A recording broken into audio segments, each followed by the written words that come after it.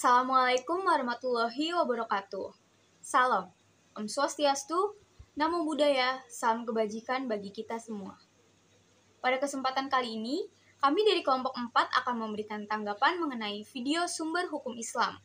Sebelum itu, saya akan memperkenalkan anggota kami, yaitu Najah, Oktavia, Rohmawati, dan saya Sepira.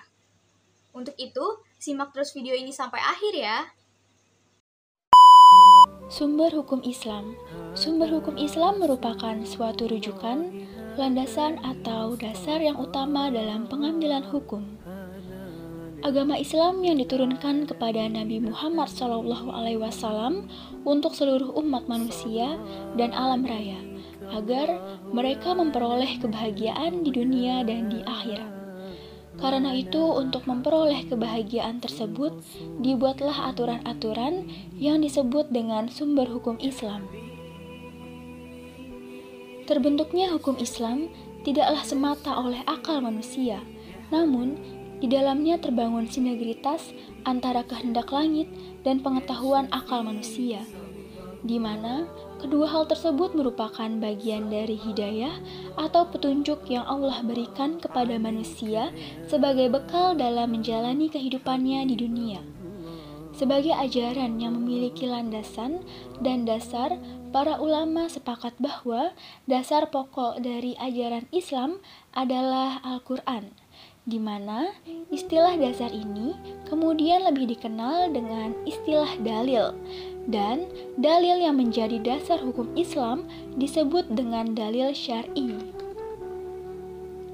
Sumber hukum tidak hanya dimiliki oleh suatu negara saja, tetapi dalam kehidupan beragama, khususnya dalam Islam, juga memiliki sumber hukum yang selama ini digunakan oleh seluruh umat Islam. Keberadaan sumber hukum Islam dipergunakan sebagai pedoman ataupun rujukan bagi Muslim ketika menjalani kehidupannya di dunia ini. Tidak bisa dipungkiri bahwa dalam kehidupan di dunia ada saja masalah-masalah yang muncul, baik itu masalah dalam beragama maupun dalam kehidupan sosial. Oleh karena itu, ketika masalah tersebut muncul, dibutuhkanlah sumber hukum Islam yang bisa dijadikan sebagai landasan ataupun pedoman bagi umat Muslim. Sumber hukum Islam dibagi menjadi 3. Yang pertama adalah Al-Quran, yang kedua adalah sunnah atau hadis, dan yang ketiga adalah ijtihad.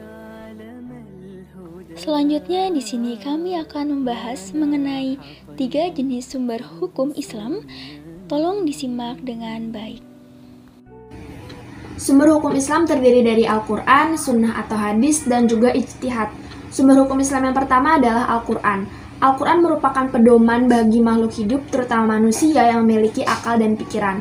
Sebab dalam Al-Quran itu menjelaskan berbagai macam hal yang mencakup segala aspek kehidupan. Hanya saja penjelasan di dalam Al-Quran ini masih terlalu mendasar dan juga global. Contohnya aja terdapat dalam Quran Surah Al-Baqarah ayat 43. Pada ayat tersebut Allah Subhanahu wa Ta'ala memerintahkan kita untuk melaksanakan sholat dan menunaikan zakat. Hanya saja pada ayat tersebut tidak dijelaskan secara rinci bagaimana tata cara sholatnya. Ini mengenai konteks laksanakan sholat, kemudian dan tunaikanlah zakat. Di situ juga tidak dijelaskan secara rinci berapa ukuran zakat yang harus dikeluarkan. Nah, umumnya penjelasan dalam Al-Quran ini terkadang memberikan kesulitan ataupun kebingungan bagi orang-orang awam. Tidak jarang pula orang yang merujuk kepada Al-Quran pun terkadang berbeda dalam interpretasinya. Oleh karena itu, disinilah peran dari sunnah atau hadis itu. Baik, yang selanjutnya adalah sunnah atau hadis. Jadi sunnah atau hadis ini merupakan segala ucapan, perbuatan, atau pembenaran Nabi Muhammad SAW atas sikap dari orang lain yang direstui maupun ditolak. Jadi peran hadis terhadap Al-Quran itu adalah sebagai tafsir dan penjelas atas ayat Al-Quran. Nah, kembali lagi kepada contoh, yaitu pada Al-Quran Surat Al-Baqarah ayat 43 yang menerangkan tentang perintah untuk sholat. Dalam hadis atau sunnah akan dijelaskan bagaimana tata cara sholat yang baik.